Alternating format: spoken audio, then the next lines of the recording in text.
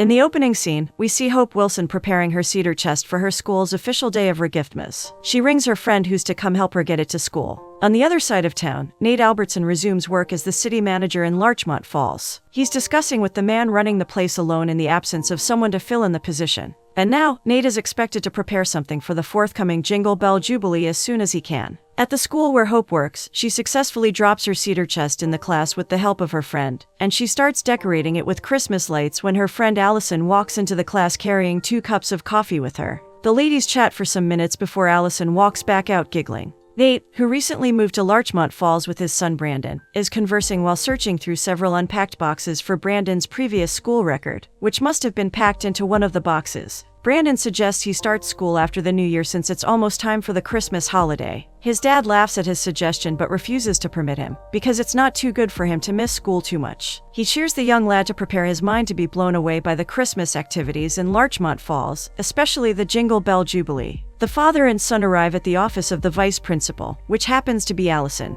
This is where Brandon's record will be entered into the school system. She offers to take him on a tour of the school while Nate goes to get his report from the previous school. On Nate's way to go grab the report, his eyes catch the nameplate bearing Hope's last name. Out of curiosity, he decides to check out the class. He recognizes Hope immediately, so he refreshes her memories by reminding her that they used to have calculus classes together. Hope finally recognizes him and they do some quick catching up on the recent happenings in their lives. Brandon and Allison soon join them in the course of touring the school. The cedar chest catches Nate's attention, which gets him wondering about the idea behind its creation. Hope shares how her mother started the tradition due to her concerns about how a needy family who lives near them would celebrate their Christmas. She gathers items all year long and then gifts them to the family. As time goes by, her granny extends the regiftmas to other families who are in need. When they arrive at their house, Brandon decides to donate some of his books to Regiftmas. Later that evening, Hope and Allison hang out in a cafe. Allison wonders if Hope has any interest in Nate, so she doesn't go after a man her friend likes. Hope laughs at her and clarifies that she has no interest in him. She talks about how they simply attended the same class some years back, but nothing is going on between them. She offers to set her up with him by inviting the both of them to help a friend, Andy, in selecting a Christmas tree. The next day, Nate comes to drop off Brandon's backpack, which he forgot in the car. Hope sees him and uses the opportunity to invite him to join in selecting a Christmas tree for Andy. Initially, he turns down the invitation because he has a lot to do regarding the Jingle Bell Jubilee, which is fast approaching.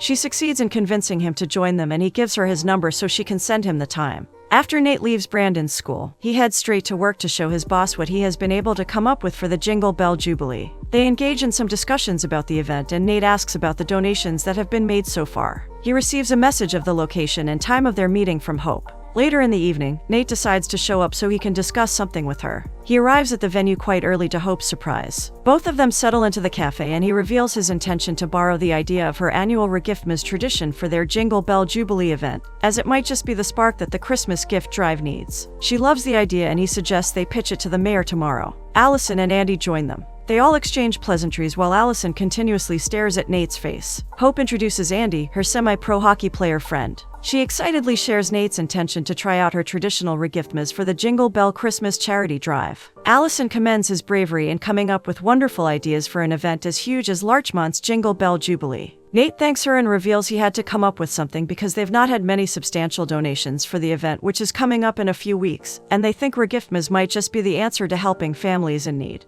The four of them spend some more time chatting before moving to pick out a tree for Andy. At the Christmas market where they go shopping for a tree, Allison offers to show Nate around because she has been coming to the market for years. Andy watches how she is trying to get close to Nate. He reveals to Hope that it looks like her setup is working out for some kind of first date. She laughs and claims that it's not a date or setup of any sort. He reminds her of theirs, which Hope has forgotten about, but she tells him to keep moving. Allison and Nate soon come back to join them. She has decided to get her tree right away, and Nate requests to have a talk with Hope regarding their pitch with the mayor the next day, and then get some cookies for himself and Brandon. Nate and Hope sit to have their discussion. Hope starts questioning if he's enjoying himself until she pops the question to find out what he thinks about Allison. He laughs as he's beginning to figure out that the questions are about Allison, and she's attempting to matchmake the both of them. She apologizes, admitting that though his relationship status is not her business, she would like to know if he is dating before moving over. Nate feels like she doesn't have to apologize because even Brandon has been insisting he go out more often so he can meet someone new.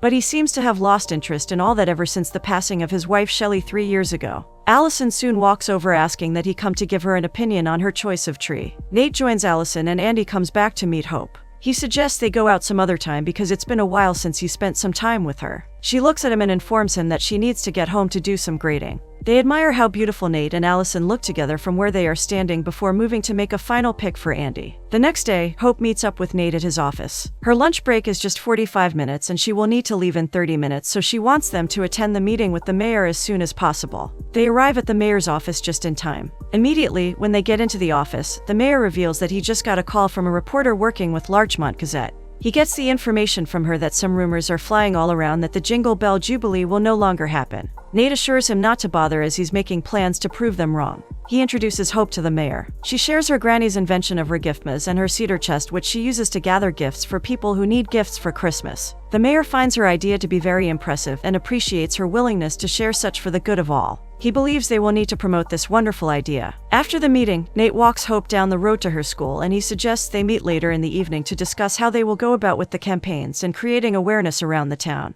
Later in the evening, he meets up with Hope and Allison. Allison commends his effort in putting up a chart to show the demographics of people he wants to reach with the campaign. Hope interrupts, asking if the people will experience the feeling of regiftmas with the way he intends on going about. She thinks they need something more touching and personal to connect with. The others understand the point she's trying to make, but they can't send her out there to say her speech to each person from door to door. So, they agree to find a way they can pass the right message to everyone. When Nate is about to leave, Allison offers to walk him and show him the ice sculptures in the park. The next morning, the mayor comes into Nate's office and commends his good work in rolling out adverts on the internet within the little time he has to execute his work. The mayor shares how he saw a regiftmas sign outside the restaurant door he went to with his wife the previous night, and he's certain donations will just be pouring in. But Nate doesn't want him to assume because things like that take time. At Brandon's school, he's going through the yearbook from his dad's senior year in high school, while Hope thanks him for offering the donation boxes. Nate joins them in the classroom and teases Hope for kidnapping his son. He reveals that they haven't had any donations coming in and it's barely 10 days to the event. He needs her to share her story with people. Maybe it'll aid the flow of donations from the people. Brandon agrees with his dad because he has seen how people were touched to give after she shares stories of regiftmas. The next day, Hope meets with Nate to record a video of her explaining regiftmas to the audience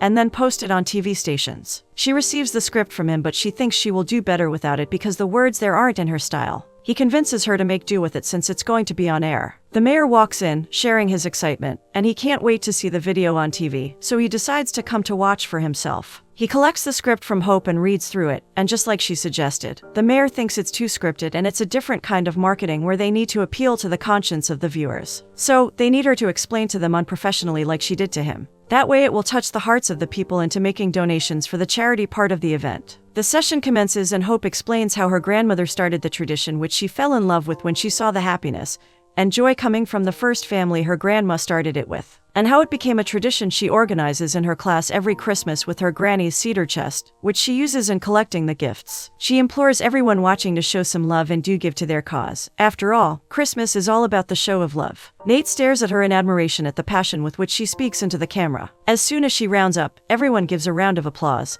for her performance is great and emotional. The mayor compliments her ability to come up with convincing words from her heart before bidding her farewell. The next day, Nate has people trooping into City Hall to make their donations. Hope arrives and she's surprised to see so many people bringing their gifts. Nate thanks her for doing the shoot without his script. He requests that she apologize to Allison on his behalf, as she might think he's trying to avoid her because he didn't connect with her. But in reality, he's just so busy. Hope sees the Mr. and Mrs. Santa photo board and runs over there in excitement. It's been so long since she saw it. Her family used to love it when she was a kid, and there are several photos of them lining up and poking their heads through. Nate found it in the storage room, so he brought it out and did some touch-ups on it so the camera could take a shot by itself when one clicks the remote. He volunteers to take some photos with her, and the both of them go behind the Santa frame poking their heads out. They run out to check their picture. He teases her for closing her eyes. The mayor applauds them for doing a good job. Upon seeing the picture, he suggests they retake it so she can open her eyes. After that, Nate and Hope visit a restaurant for a treat. She shows him their picture and is glad they did a retake because this particular picture looks good.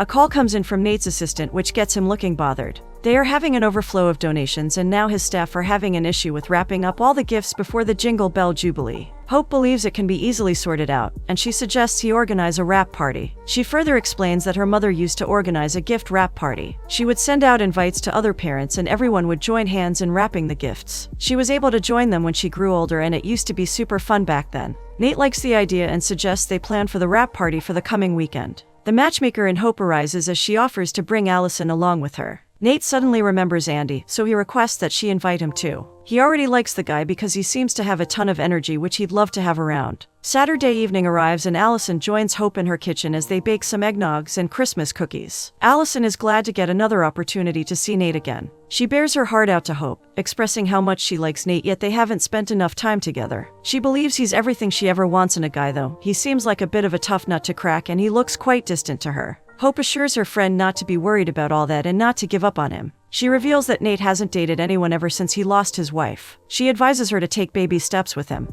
That way, he will come to open up to her as time goes on. Nate and Andy walk into the house carrying boxes filled with wrapping sheets and other items they need to wrap the presents. Allison joins Nate as he goes about unpacking the items. After snacking, Nate offers to join Hope in the kitchen as she packs up some dishes. Andy and Allison are alone in the living room, so Andy takes the step to start up a conversation. He asks if she still comes to watch their hockey games, and to his surprise, she is willing to attend every game in person, but her constraint is purchasing tickets for each game. He loves women who are into the game, so he offers to give her a pass for her instead of letting his free tickets go to waste, because a player usually gets tickets to every game and they have been going to waste for some time now. Nate comes back to join them, and he accidentally spills a cup of milk over the table in an attempt to pack the remaining dishes. Andy gets up to grab a paper towel he can use to wipe off the mess. He walks into the kitchen and stares at Hope, lost in thoughts, until she calls him out of it. He apologizes and appreciates her effort, but he gets carried away. This time, Hope drags him away for them to go clean up the mess. Hope gets there to find Allison already wiping the table. She joins in and Allison reveals that Andy will be having a special Christmas tournament,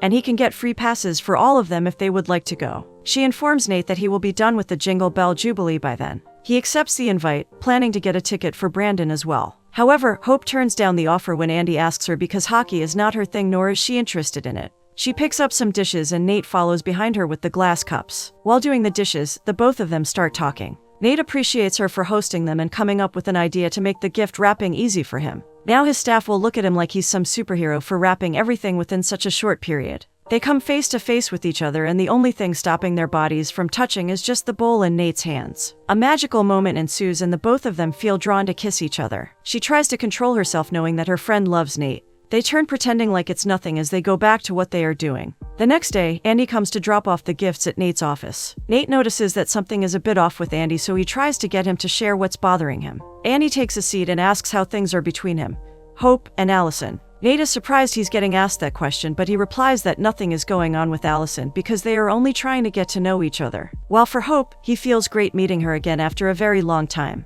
Andy confesses that he needs to discuss something with Hope, but then he doesn't know how she is going to react to it. Nate tries to get him to share, but he is insistent on talking to her about it first. Later on, Nate meets up with Hope at her place and he brings her some hot tea in appreciation of her assistance with the gift wrapping. She had to rewrap the gifts Andy wrapped because he made a mess of it, but Nate doesn't say anything, trying not to hurt his feelings. He wonders what's going on between her and Andy. He reveals the conversation he had with him earlier at his office. She laughs because Andy is never that serious. She doesn't think he meant what he said concerning him wanting a serious discussion with her. Besides, they went out a couple of times together, but it never led to anything tangible between them. Maybe it's because he's always on the road as a hockey player, but she wouldn't know. She shares how he came to appreciate her in the kitchen the previous day, and Nate suggests that Andy might be falling in love with her, especially after spending time with her while assisting with the preparations for the Jingle Bell Jubilee. The next day, Andy and Hope visit the city hall. They check out the place as people continue trooping in with their gifts. Nate welcomes and hopes there will be some news with Andy's intentions of discussing with Hope.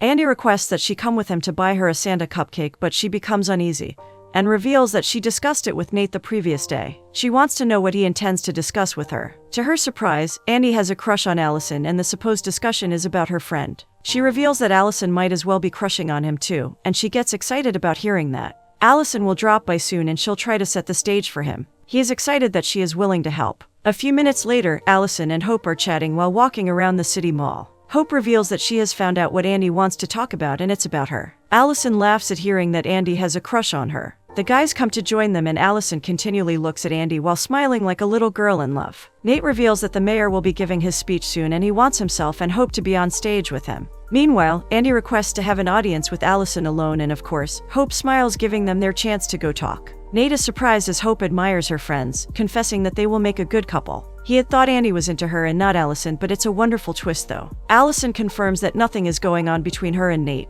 so he suggests they go out on a date sometime. Meanwhile, Nate and Hope get mistaken for a couple as they get some admirers. A lady even approaches them offering to take a picture of them. Hope laughs and suggests they hold hands and give the people what they want. Later, they talk about how Nate has been finding it difficult to be involved with another woman ever since the passing of his wife. The mayor requests they join him on stage. However, Hope tries to avoid going on the stage and suggests that he go alone with him. But the mayor insists she joins them because the annual Christmas charity drive wouldn't have been possible without her. On getting to the stage, the mayor makes his speech and introduces Nate and Hope to everyone. He informs the crowd that both of them will be receiving a special recognition medal for their effort in the Jingle Bell Jubilee. At the end of his speech, he wishes everyone a Merry Christmas and bids them to enjoy the celebrations. When they get down from the stage, the mayor informs them that he's expecting to see them at the Jingle Bell dance by 7 p.m. After he leaves, Hope reveals that she won't be staying for the dance. He avoids convincing her to stay, so his emotions will not get the best of him. So he bids her goodnight. Hope walks away for a short distance and turns to see him bowing his head, but she continues walking away. When she meets Andy and Allison, they inform her that they will be going to the dance together. Allison notices the sad look on her friend's face. Hope reveals she doesn't want to stay behind because she feels like she's getting attached to Nate.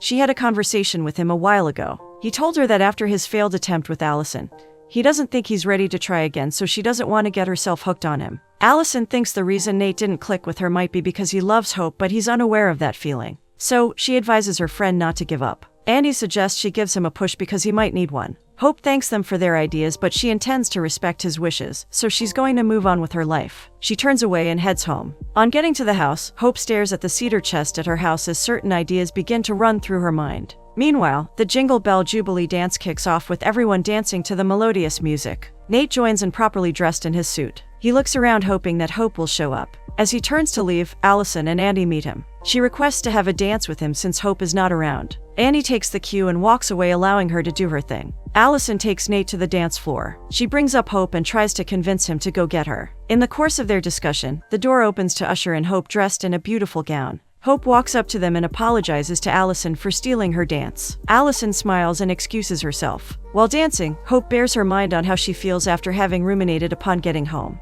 After the conversation, their emotions grows, which leads to them kissing each other. The crowd claps in celebration of their love. Nate lifts his head to have a look at them. He smiles warmly and continues kissing the woman his heart has found solace in.